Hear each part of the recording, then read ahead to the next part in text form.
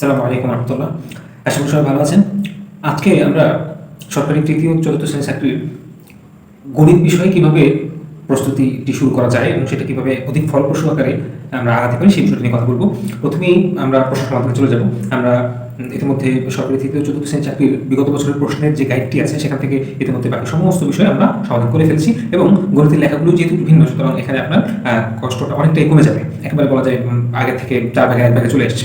আচ্ছা, এখন আপনি এখানে একটা কাজ করবেন, সেটা হচ্ছে গণিতে কিছু প্রশ্ন দেখবেন যে জ্যামিতি থাকে, কিছু থাকে পাটিগণিতে এবং কিছু থাকে বীজগণিতে।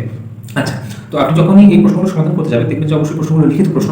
তো এখানে অবশ্যই আপনার সেই লিখিত সমাধানটি দেওয়া আছে, কিন্তু আপনি কিন্তু অবশ্যই প্রথমে সমাধান দেখতে যাবেন না, আগে আপনি প্রশ্নটি নিজে সমাধান করার চেষ্টা করবেন। আচ্ছা, চেষ্টা করার শুরুতেই আপনি 3টে বিষয়কে আলাদা করে নেবেন, পাটিগণিত, বীজগণিত এবং জ্যামিতি, এটাকে আলাদা করে ফেলবেন।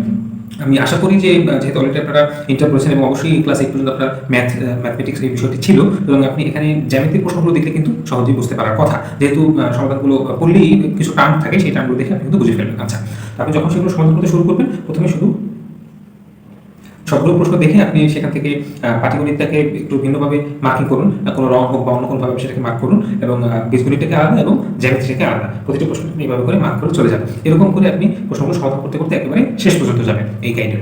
একটা বিষয় হতে পারে যে আপনি সবগুলো প্রশ্ন পারবেন না, এটা খুবই স্বাভাবিক।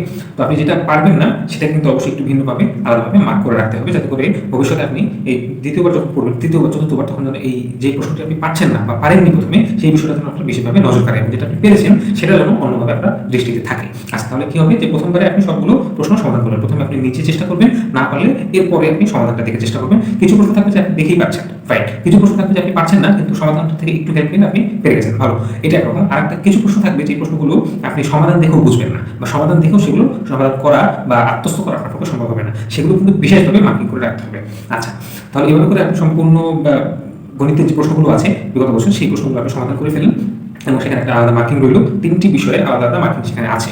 তো সেকেন্ড টাইম যখন আপনি এই ম্যাথগুলোকে, এই গাণিতিক সমস্যাগুলোকে আপনি যখন রিভাইজ করতে যাবেন, তখন কিন্তু সেই যে প্রশ্নগুলো আপনি পেরে গেছেন সেগুলো কিন্তু আপনি আর দেখছেন না। তাহলে যে প্রশ্নগুলো আপনি পারেননি এবং বা নিজে চেষ্টা করে বা সমাধান দেখে পেরেছেন, সেই প্রশ্নগুলোকে নিয়ে আপনি কাজ করবেন। এবং এখানে একটা বিশেষ বিষয় লক্ষ্য রাখতে হবে যে আপনি বিষয়গুলো, অর্থাৎ যখন আপনি জ্যামিতি ধরবেন, শুধু জ্যামিতি নিয়ে আপনি কাজ করবেন। এবং সেকেন্ড টাইমের কথা বলছি আমি, তো সেকেন্ড টাইমে আপনি জ্যামিতি নিয়ে কাজ করবেন এবং সেগুলো করতে করতে যাবেন, এবং অবশ্যই আপনার এখানে একটা নোট খাতা তৈরি করতে হবে। আমরা অনেকেই ভুলটা করি যে বাংলা ইংরেজি সাধারণত আমাদের নোট খাতা থাকে, কিন্তু গণিতে আমাদের কোনো নোট খাতা থাকে না। গণিতের সূত্র থাকে, গণিতের হয়তো পড়াশোনা থাকে, মনে হয় যেন গণিতটা তো সমাধান আসবে, বা সমস্যা হবে সেটাকে সমাধান করবো, কিন্তু না, এটা কিন্তু অনেক কোনো বিষয় আছে। অবশ্যই আপনার নোট খাতা থাকতে হবে। সেই নোট খাতার ভিতরে কি লিখবেন, সেখানে আপনি সূত্রগুলো লিখে রাখবেন, সেখানে আপনি বিশেষ বিশেষ সমস্যা লিখে রাখতে পারেন, বা এমন কোনো টাইপের সমস্যা যেটা একাধিকবার এসেছে কিন্তু আপনি পারেননি, এই বিষয়গুলো আপনি সেখানে লিখে রাখবেন। আবার এমন হতে পারে যে একটা প্রশ্ন যে আপনি বুঝতে পারছেন যে এটা হুবহু কোনো বই থেকে আসছে, যেমন ধরুন ক্লাস 8 এর বই বা ক্লাস 7 এর বই, এরকম কোনো একটা বই থেকে, বা ক্লাস 9